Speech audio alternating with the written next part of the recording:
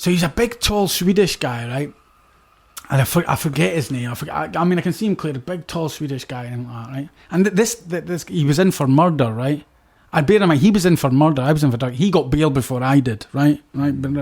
So anyway, I said to him, he'd come into our room. I was like, he could speak English. I said, so what are you in for? So when you're in Walking Street, they have the bar girls, right?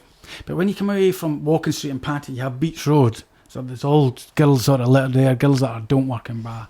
And they tend to find that there's a reason why they don't work in bars. So maybe they're mentally not stable, or maybe they've had because a lot of the girls in Thailand, before you can work in the bar, you have to have a medical done, so you don't have any STDs or anything like that. And it's quite a thing. It's like a medical journal they have in the book, and every certain time of the month, all the girls get tested and stuff like that. And, they're quite on top of it, aren't they?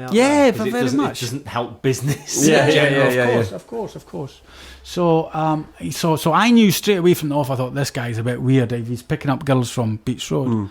So I said, "Where were you staying at?" And he said, "I'm staying in." It's not good Swedish accent. I'm staying across in this hotel, and yes, I meet her, and I go and we go to Rome. And I said, right, okay. I was like, "You're riding her, like, And he's like, yeah, we go, she wants to take a shower, and we go and shower, and he was almost like in tears, and he was like, and we shower together, but then we fighting, and the glass burst in the shower window. I was like, all right, okay. And it's like, well, what happened after that? And then she stabbed me. Look, my foot, she stabbed me in the foot like this. Whoa. I'm like, oh, right, shit, yeah. I said, what happened to her? Oh, I murdered her, So I was like, bit over the top, but, yeah. So he's got but these are like guys that like you're sitting next to in a cell. He said, like, yeah, but she's shouting at me and she stabbed me in the foot. And I always remember, because by this time I was tolerant of what was going on and what was around. And like when he said, oh, I murdered her. And I remember at the time saying to him, aye, but they can get a bit lippy, can't they? To make light of the situation for him and as well as me, because he's telling me a heavy story. That's a crazy story, isn't it? So I'm like, so casually told as well. Yeah, off the cuff. Yeah. I'm like, so what happened? What did you do? It's like, I don't know. For 2 days, I sit in my room. I worry. I sit over the land, and then I think I have to get rid of the body because I said, but what did you do? Like, so he went down. Came down to the reception. Went down. Went to the market, and he bought 2 great big hold-all bags. The massive oversized ones. So I was like, all right, okay. I said, well, what did you do with them? I put all the clothes in. We leaving? No, I cut her in half. I break her in half. I cut her in half. I put one half in one body and in one bag and one half in the... at this point, I'm going, holy shit. By this point, I'm thinking, right, okay then, bud. Yeah, sound. What happened after that? He said, I clean room. 2 days I clean room. I go down to reception. I book taxi to go to the airport. I was fucking hell. Takes the bags with him. He's anything to declare.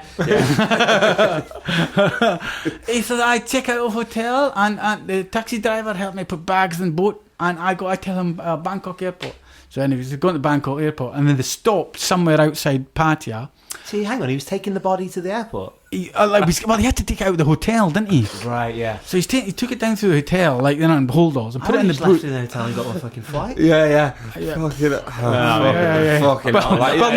None of What am I saying? Trying to decode a murderer's thinking.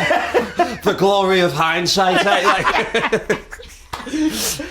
So I don't know what he was thinking. Yeah, I don't know what he was thinking when he murdered her, to be honest. But so he took the bags down and he put them in the put them in the taxi. And when they got outside Pattaya, they came to a waste area. He said, first of all, I think the taxi driver, he grasped on me. He called police, but he helped me push the bags over the wall like this. I said, well, what did he say was in the bags? He said, I tell him it's just old clothes and VCR I don't need. I was like, fuck. I know it's the fucking 90s, but VCRs are a bit heavier than fucking, push it. So anyway, so he got to the airport in Thailand, Bangkok, And he said, then I felt guilty, so I phoned up the Swedish embassy. You felt guilty? What, just then? When you got to the airport?